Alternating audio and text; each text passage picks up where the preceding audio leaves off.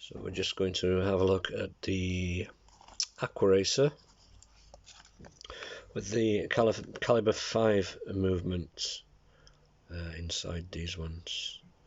So I've pre-untensioned the strap on this one.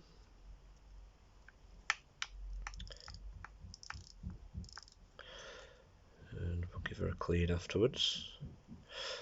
And so yeah, we're just going to check that we have inside the authentic movement in this aquaracer.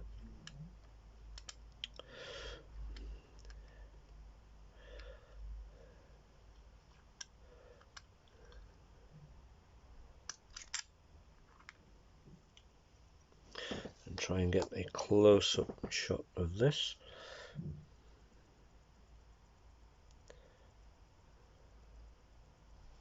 See if we can get really close in and get some numbers.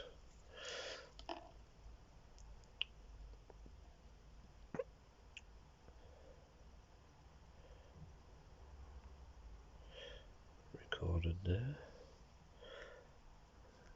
Can't go in any further than this.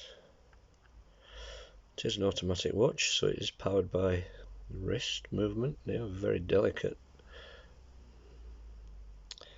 And if I can just turn it around, see if we can get into those numbers.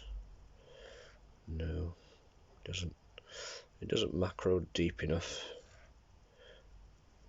But yeah, caliber 5, Swiss made movement.